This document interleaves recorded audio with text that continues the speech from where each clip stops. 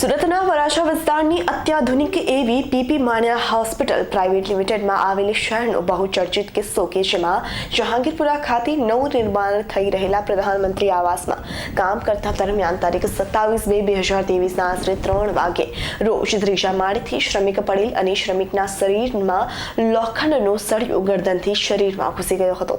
તો આ પરિસ્થિતિમાં આ શ્રમિકને તાત્કાલિક ધોરણે પ્રાઇમરી સારવાર માટે સિવિલ હોસ્પિટલમાં સુરત અને ત્યારબાદ વધારાની સારવાર માટે પીપી માણ્યા હોસ્પિટલ પ્રાઇવેટ હોસ્પિટલમાં આવેલ હતો. આ કેસ હોસ્પિટલમાં આવ્યા બાદ ડોક્ટર ગગનભાઈ સાબુ જનરલ અને લેપોસ્કોપી સર્જન દ્વારા સારવાર કરવામાં આવેલ હતી.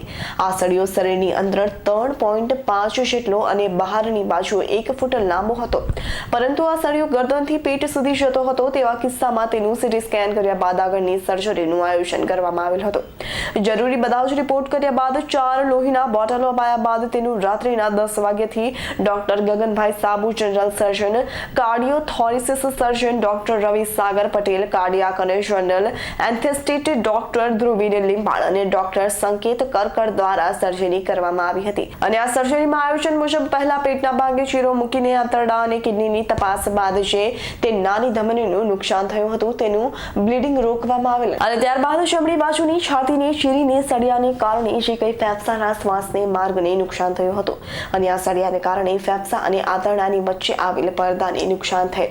શ્વાસની નળી અને આ ડાયાફાર્મનું રિપેરિંગ કરવામાં આવેલ હતું. આ સળિયો હૃદયને સ્પર્શી છે, લીવરથી લઈને કિડનીથી આગળ પહોંચી ગયો હતો. આમ દરેક શરીરના ભાગને બરાબર નિરીક્ષણ કરીને અને જ્યાં ઈજા હોય તેવા કિસ્સામાં તેનું રિપેરિંગ કરીને શરીરમાંથી લોખંડના સળિયાને બહાર કાઢ્યો હતો. આ સર્જરીમાં એનેસ્થેટિકનો અલગ ભાગ ભજવેલ. આ સર્જરીમાં જમણા ફેફસાના ભાગમાં ઈજા હોય અને તેની સર્જરી કરવાની હોય તો તેમાં દર્દીને બેભાન કર્યા બાદ તેના એક ફેફસાની મદદ સાથે ઓપરેશન દરમિયાન શ્વાસ આપવામાં આવેલ હતો. આ ઓપરેશન 5 કલાક સુધી ચાલ્યું હતું. ઓપરેશન બાદ દર્દી વેન્ટિલેટર ઉપર હોય અને ગંભીર પરિસ્થિતિ હોય તો અમારી critical management team doctor Mittal Kothari, doctor Himayu Garasia, doctor Hardik Desai અને ડોક્ટર રાકેશ અબિયા દ્વારા દર્દીની સારવાર આઈસીયુ કરવામાં આવેલ હતી અને તેને ફક્ત 3 દિવસની અંતર વેન્ટિલેટરમાંથી બહાર નાખ્યા હતા. શરીરમાં નાખેલ દરેક નળીઓ કાઢીને તબિયતમાં સુધારો આવ્યા બાદ તેને જનરલ વોર્ડમાં મોકલવામાં આવ્યો હતો. ડ્રેસિંગ કર્યા પછી દવાઓ આપ્યા બાદ આજ રોજ તારીખ 11/3/2023ના રોજ કોઈ પણ પ્રકારના ખોટ કાપણ વગર ડિસ્ચાર્જ કરવામાં આવેલ. આમ પીપી માણ્યા હોસ્પિટલ પ્રાઇવેટ લિમિટેડની દરેક ટીમ દ્વારા એક શ્રમિકની જાન કોઈ પણ ખોટ કાપણ વગર બચાવી લેવામાં આવી.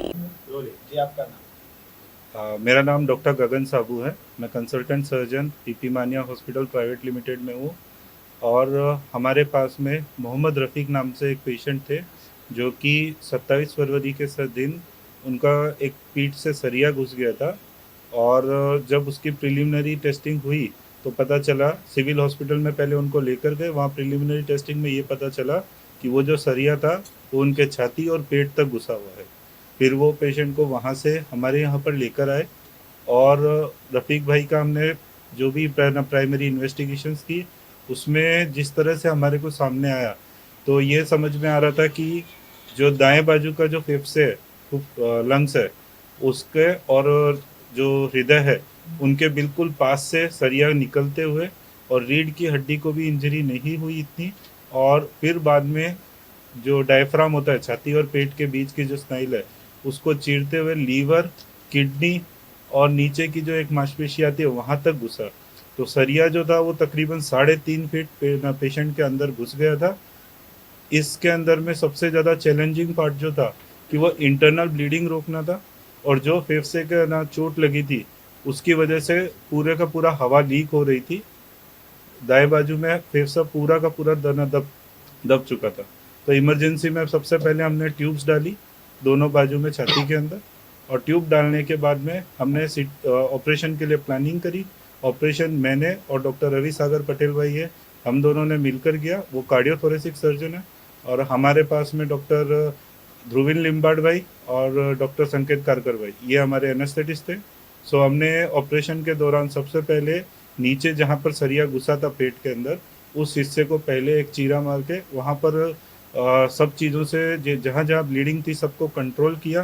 किडनी को बचाया, लीवर को बचाया और जो एक नीचे के हिस्से में सबसे बड़ी जो ब्लड की नस होती है, आईवीसी बोलते हैं हम उसको, उससे भी उसको अलग किया गया.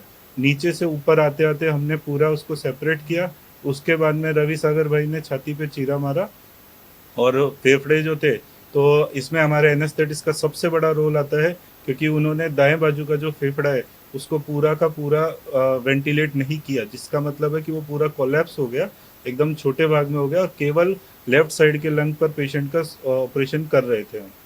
और फिर जो था उधर में देखा गया कि जो फेफड़े में चोट लगी उसको भी सही किया गया और जो हृदय के अंदर के बाजू से जो नस जा रही है उसको बचाया गया और फिर वहाँ का पूरे हिस्से से रोड को सेपरेट करके और फिर धीरे धीरे करके हमने रोड को निकाला, जहाँ जहाँ ब्लीडिंग के आसार लग रहे थे उसको कंट्रोल किया।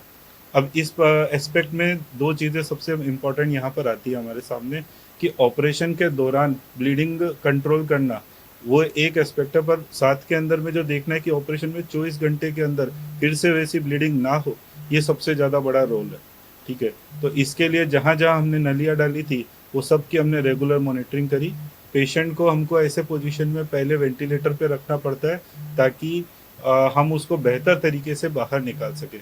ऐसा नहीं था कि पेशेंट को हम डायरेक्ट वेंटिलेटर से नहीं निकाल सकते थे, बट उसके अंदर पेशेंट का बेटर आउटकम आने के लिए हमको वेंटिलेटर पे रखना पड़ा। फिर हमारी इंटेंसिविस्ट इंचार्ज के साथ में मिलकर और पूरी आईसीयू की टीम, जिसमें डॉक्टर मित्तल भाई कोठारी आईसीयू इंचार्ज है और डॉक्टर हिमानी मैडम है, वो हमारे आईसीयू के अंदर चीफ फिजिशियन आती है, तो उनके टीम के साथ में हमने पूरा उसको पेशेंट को मैनेज किया। वेंटिलेटर से पेशेंट 36 घंटे के अंदर वेंटिलेटर से बाहर आ गया पेशेंट। और जो जो ट्यूब्स डली थी, सो लेफ्ट साइड की ट्यूब जो थी वो हमने तीसरे दिन निकाल दी। पेट के अंदर हमने ट्यूब्स डाली थी, वो ट्यूब भी हमारी निकली। इसमें जो सबसे बड़ी बात ये होती है कि पेशेंट को जिस दिन हमने वेंटिलेटर से निकाला उसके अगले दिन पेशेंट चलने फिरने लग गया। उसको हमने जो लंग्स के लिए एक्सरसाइज होती है वो सब शुरू करवाई और उन सब का रेस्पॉन्स अच्छा आया और उसके अच्छे रेस्पॉन्स के साथ में आज वो 10वें दिन बाहर आ गया है हर चीज़ से।